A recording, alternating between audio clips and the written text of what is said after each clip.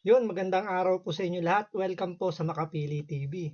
So itong issue po pag-uusapan natin, ito yung sinabi ni Yorme na nung nakasagsagan ng baha sa Maynila, siyempre 'di ba? May mga nabanggit doon si Yorme na sinasabi nga niya na merong pumping station na hindi gumagana. So isa ito yung Sunog Apog na nasa distrito ni Congressman Valeriano. Ngayon, ang piling dito ni Congressman Valeriano, pinagbibintangan siya na siya yung ah, nagpagawa o siya yung nagpondo doon sa Sunog Apog na pumping station. At agad naman niya itong nilinaw at itinanggi nga niya na hindi naman siya yung nagpagawa o hindi siya yung nag-endorse doon sa pumping station. Yung dating congressman na pinalitan niya. So yun yung nagpagawa ng pumping station. Ngayon, nangyari na natapos ng gawin yung pumping station pero hindi ito mapakinabangan dahil hindi raw gumagana. Kaya yung pagbaha dun sa Maynila, particular dun sa may bandang Taft Avenue, yun yung nakikita lang isa sa mga dahilan kung bakit matagal umano yung baha, bumaba, bakit naiipon yung tubig, aside dun sa mga basura, sa mga baradong kanal, yung sinisisi o nasisilip ni Yorme doon, yung ano, yung pumping station nga na hindi gumagana. Ngayon, in-interview ngayon ito ni Ted Filon, ito si Congressman Valeriano, tungkol doon sa pumping station. Ngayon, hindi naman dahil in-interview siya doon, sa kanya ipinapaako yung problema ng sunog apog. Ang pinaka ang pinaka ano lang naman ni Ted Filon dito, ano ba yung ginawa mo para tulungan yung mga constituent mo para mapagana itong sunog apog dahil nga isa yan sa mga lugar na kumbaga inaasahan para ano mag-subside yung baha. So ito yung naging tugon ni Congressman Valeriano na parang masyado siyang defensive at lagi niyang iniiwas yung sarili niya sa sa problema ng sunog apog. Instead na intindihin niya muna kung ano yung katanungan ni Ted Filon, andun kagad siya na iniisip niya na idinidiin kagad siya at kino-corner siya para mapaamin na meron siyang kinalaman doon sa sirang pumping station dyan sa may sunog apog. So ito, panoorin po natin itong naging interview ni Ted Filon at makikita nyo rito kung paano dumipensa at hindi niya, kumbaga, sa kagustuhan niya iiwas yung sarili niya, hindi niya na maintindihan yung tanong ni Sir Ted Filon. Ito, i-elaborate po natin at panoorin muna natin itong naging interview ni Ted Filon para magkaroon tayo ng konteksto kung bakit ba parang umiiwas dito si Congressman Valeriano sa mga tinatanong ni Ted Filon na napakasimple lang naman nung mga tinatanong niya at hindi masagot-sagot. So ito, panoorin natin. Nagtayo ang DPWH, kumuha ng kontraktor, gumasta po ng 700 plus. So ito, boses lang po yung iparirinig natin. Nagdagala lang tayo ng background kasi mahirap na baka ma-copyright po tayo. 100 plus million sa proyektong hindi gumagana. So ang tanong natin, ano ba ito? Meron ba ditong malfeasance, misfeasance, non-feasance? Meron ba pagkakamali yung contractor, DPWH, hindi ginawa ang kanilang tungkulin, kaya lugi ang taong bayan? Kasi po kaya yan ang tanong ko, kayo po naman magkaalyado ni Congressman Joel Chua na Committee Chairman po on Good Government and Public Accountability. Hindi po ba nung natunugan ninyo na may malfeasance dito at misfeasance, hindi ba karapat dapat lang kung totoong gusto nyo maparusahan ng kontraktor, agad kayo naghain ng resolution o na privilege speech para imbestigahan ng komite ni Congressman Chua? So yan po yung unang tanong ni Sir Ted Filon. Kung ano ba yung naging problema, sino ba yung may problema diyan sa hindi gumaganang pumping station? Kasi pinondohan po yan, di ba? So ginawa. So hindi naman gumagana. Kumbaga, sino yung may problema ba? Sino ba may kasalanan? Yung gumawa, yung contractor, yung DPWH, o kung sino man yung in charge dyan sa pumping station. So, napakalinaw na, kumbaga, ang unang tanong, may problema ba? Kung may problema, anong ginawa mong aksyon? 'Di ba? Kasi dapat may managot diyan dahil ginastusan ng gobyerno 'yan. Tapos kaalyado mo naman si Congressman Chua na head ng Committee ng Good Governance and Public Accountability. So yun yung tanong dito ni Sir Ted Filon at ito ang sagot ni Congressman Valeriano. Meron po yan. Meron po kaming resolution para imbestigahan yan ng good government. Lahat po yan, dokumentado po lahat yan. Asan po resolusyon po ninyo? Hindi ko po hawak-hawak, pero pagpasok pa lang po ng July 1, pinasok ko na po yung resolution na yan to investigate. Okay, sige Kung po. bakit po, ganito po, Manong Telmo, Kung meron po kayong resolution, Congressman, kasi kayo po, nag-privilege speech kayo. I remember, kaya nga po nasimulan po yung investigasyon dito po kay VP Sara because you're holding people accountable, no? Kaya nga kami humahanga po sa inyo, nag-privilege speech kayo because you would like people to be accountable sa kanilang umunay pagwawalda sa pera ng bayan, etc. So in this case po, kung naghain kayo ng resolution, pero nung ka nagkaroon ng investigasyon. So dito parang naniningil na rito si Ted Filon kasi nga etong si Valeriano yung nag-endorse ng impeachment laban kay Vice President Sara Duterte. Tungkol ito doon sa 125 million na confidential funds. So gusto nila magkaroon daw ng pananagutan si Vice President Sara Duterte tungkol doon sa paglustay di umano ng 125 million sa loob ng 11 days. Isipin nyo, 125 million na pinag-uusapan. Gusto na nila na panagutin si Vice President Sara Duterte. Ngayon, ang tanong, magkano ba yung presyo nitong sunog-apog na pumping station? At bakit parang nababagalan o nahihinaan dito si Ted Filon pagdating sa accountability? Kasi hindi biro po yung perang ginastos, yung binudget dyan sa pumping station na yan. Kaya parang naniningil dito si Ted Filon na sinasabi niya kay Valeriano na bakit dun sa 125 million masyado kayong gigil na kailangan magkaroon kagad ng hearing, magkaroon kagad ng resulta yung hearing. Pero dito, anong nangyari kung sinasabi mo? Kasi sabi dito ni Valeriano, nagpasa na siya ng resolution para daw imbestigahan yung nangyaring ito sa pumping station na hindi gumagana. So yun yung tinatanungin dito ni Ted Filon. Ano na nangyari dun sa hearing na sinasabi mo? Nasaan yung resolution? Ang sabi niya, hindi daw niya dala o hindi niya siguro tanda kung kailan niya naipasa, kung status. Kumbaga, basta siya, pinasa niya at sinasabi lang naman na meron daw siyang record. Pero ang tanong, ano na nga nung nangyari? O sabihin natin meron kang ipinasa. Ang tanong, ano ng resulta ng ipinasa mong resolution? Ganito po, Manong Telmo, para klaro lang po tayo, no? Nung malamang po yan, na may problema yan, September 4, 2023. Okay.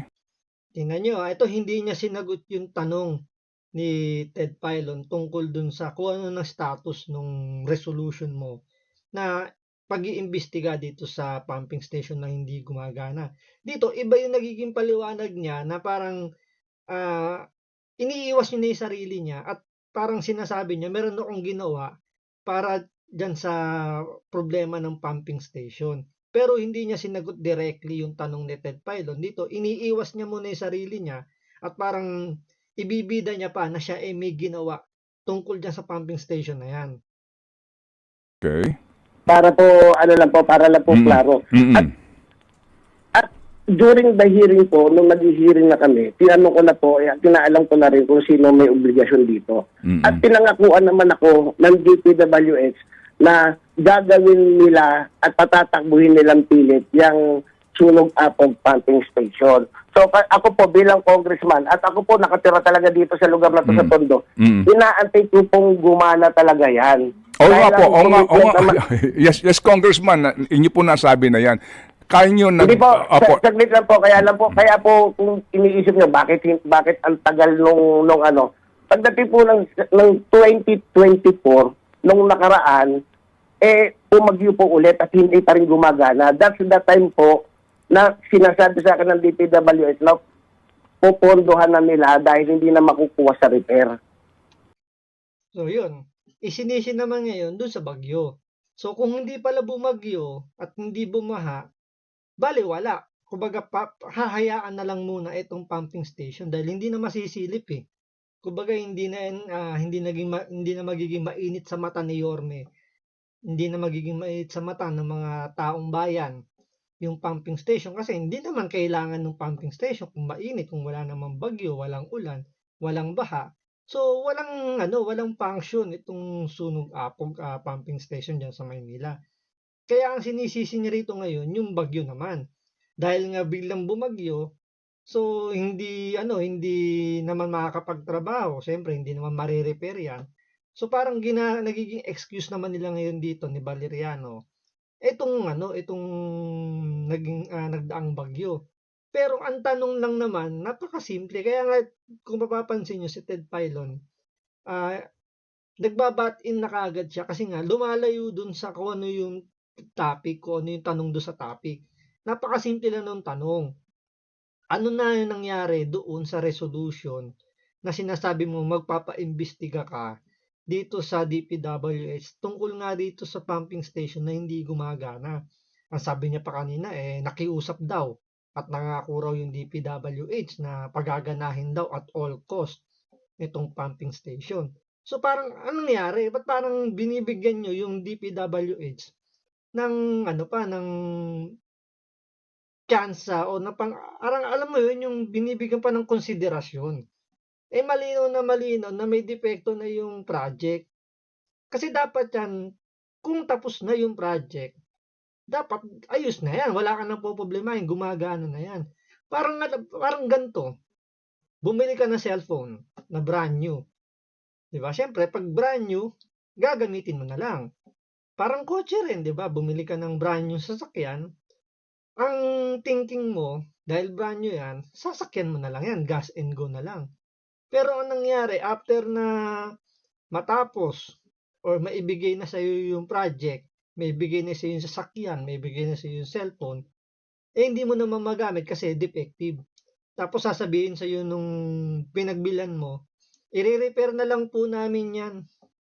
Bayaran nyo na lang po yung labor para sa pagpapa-repair. Diba, ganun yung nangyayari. Ito yung gustong palabasin dito ni Valeriano na nagiget naman dito ni Ted Filon na yung investigasyon inaantay.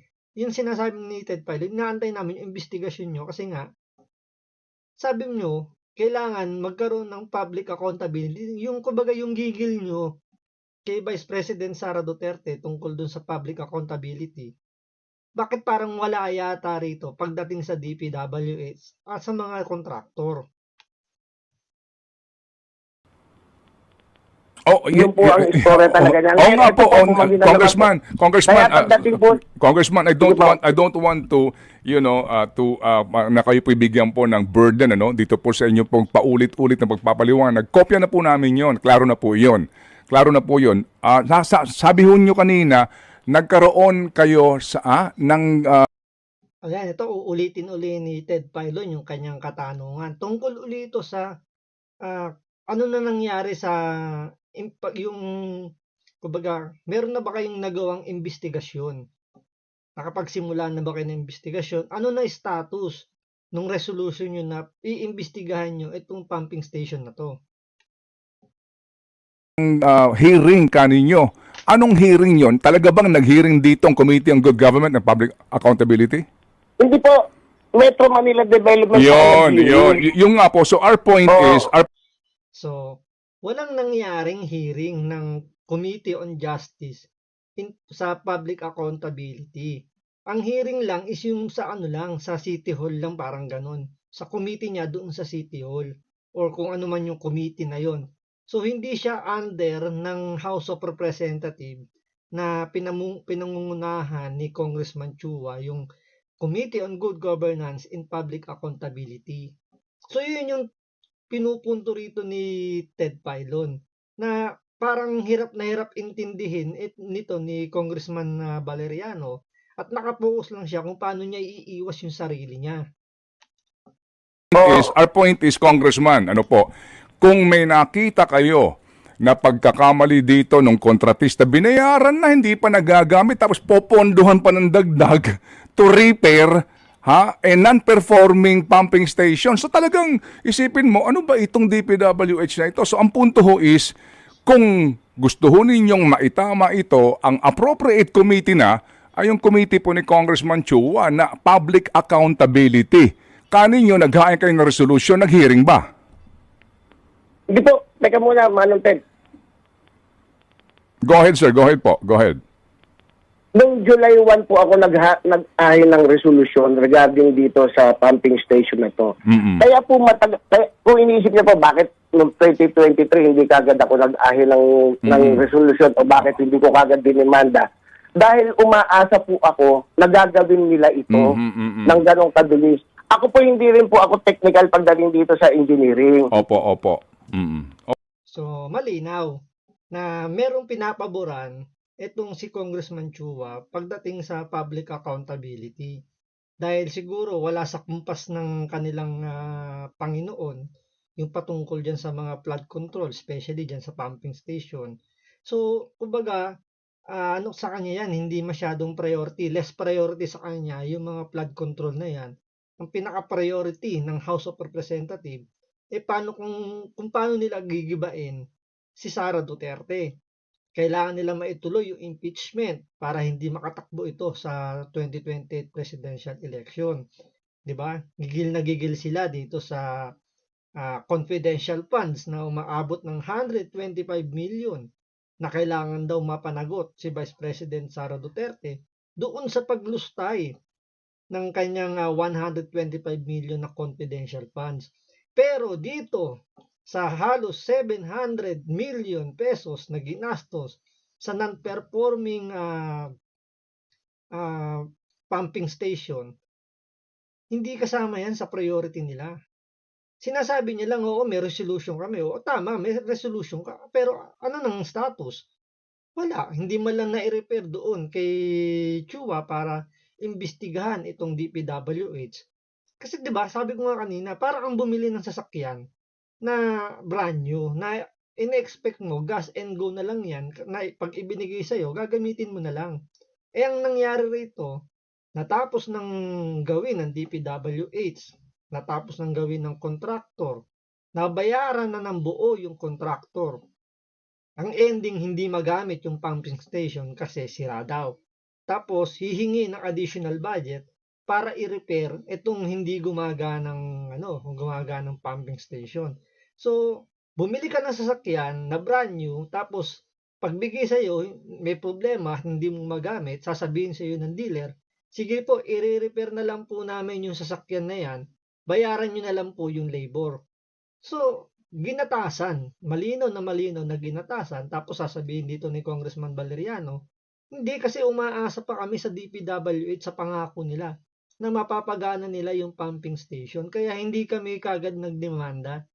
Dahil ito, nagsalita si Bongbong Marcos na pananagutin nga daw yung mga may kasalanan dito sa palpak na flood control ng gobyerno ni Marcos.